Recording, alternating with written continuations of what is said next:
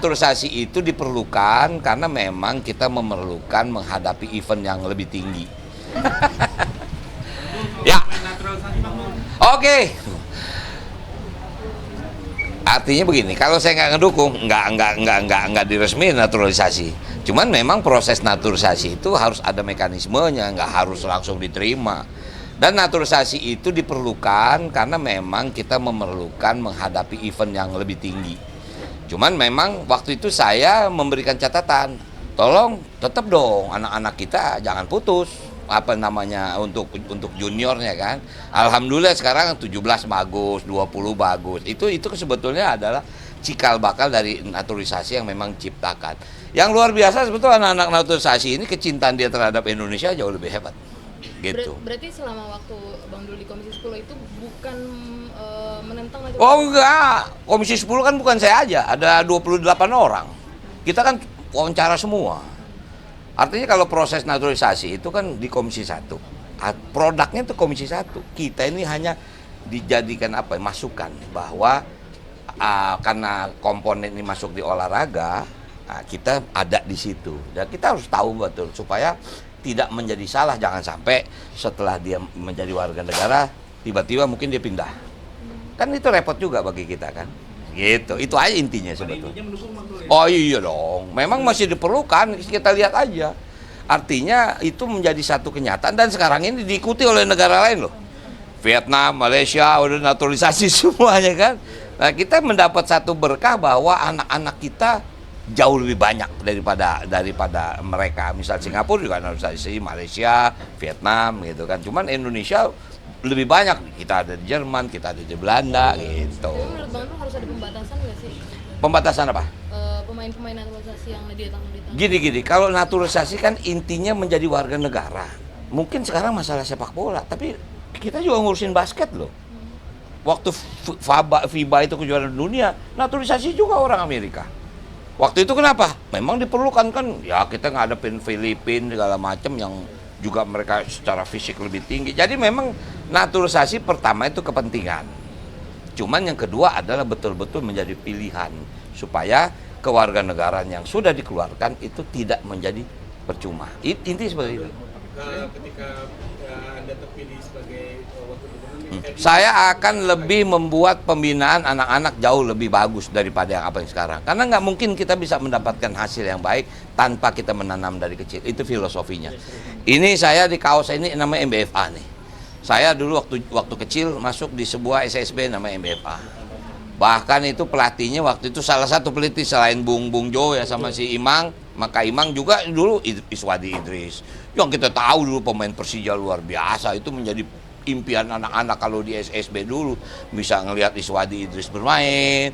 Kebetulan kalau angkatan saya dulu ada Budi Tanoto, Wahyu Tanoto gitu, itu angkatan saya tuh. Gitu. bagaimana caranya Pak? Apa? Bagaimana caranya untuk mengembangkan bibit-bibit muda di Jakarta ini?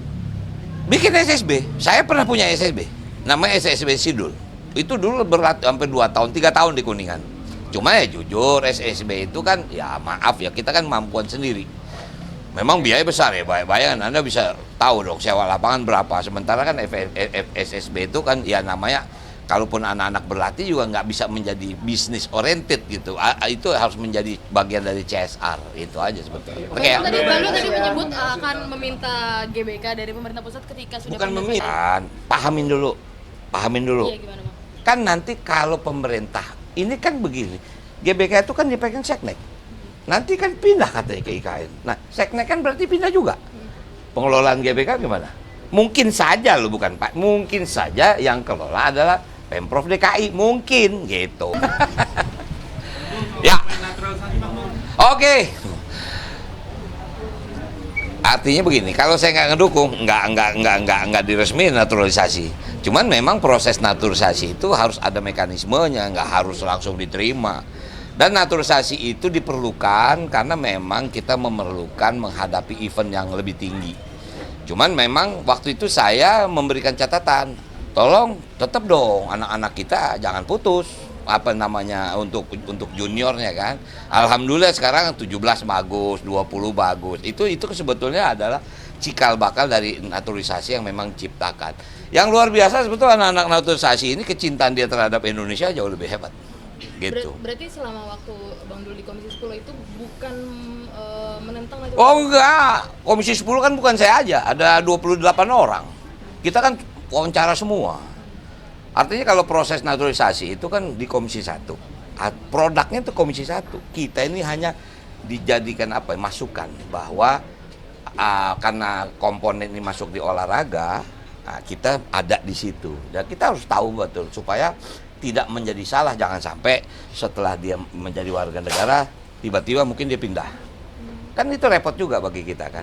Gitu. Itu aja intinya sebetulnya. Intinya mendukung Bang Dul ya? Oh iya dong. Memang masih diperlukan, kita lihat aja. Artinya itu menjadi satu kenyataan dan sekarang ini diikuti oleh negara lain loh. Vietnam, Malaysia udah naturalisasi semuanya kan. Nah, kita mendapat satu berkah bahwa anak-anak kita jauh lebih banyak daripada mereka. Misal Singapura juga naturalisasi, Malaysia, Vietnam gitu kan. Cuman Indonesia lebih banyak. Kita ada di Jerman, kita ada di Belanda gitu. Tapi menurut Bang Dul harus ada pembatasan nggak sih? Pembatasan apa? Pemain-pemain naturalisasi yang ditanggung. Gini, kalau naturalisasi kan intinya menjadi warga negara. Mungkin sekarang masalah sepak bola, tapi kita juga ngurusin basket loh. Waktu FIBA itu kejuaraan dunia, naturalisasi juga orang Amerika. Waktu itu kenapa? Memang diperlukan kan, ya kita ngadepin Filipina segala macam yang juga mereka secara fisik lebih tinggi. Jadi memang naturalisasi pertama itu kepentingan. Cuman yang kedua adalah betul-betul menjadi pilihan supaya kewarganegaraan yang sudah dikeluarkan itu tidak menjadi percuma. Inti seperti itu. Ketika Anda terpilih sebagai wakil gubernur, Saya akan lebih membuat pembinaan anak-anak jauh lebih bagus daripada yang apa yang sekarang. Karena nggak mungkin kita bisa mendapatkan hasil yang baik tanpa kita menanam dari kecil. Itu filosofinya. Ini saya di kaos ini namanya MBFA nih. Saya dulu waktu kecil masuk di sebuah SSB namanya MBFA. Bahkan itu pelatihnya waktu itu salah satu pelatih selain Bung Jo ya sama si Imang, maka Imang juga dulu Iswadi Idris.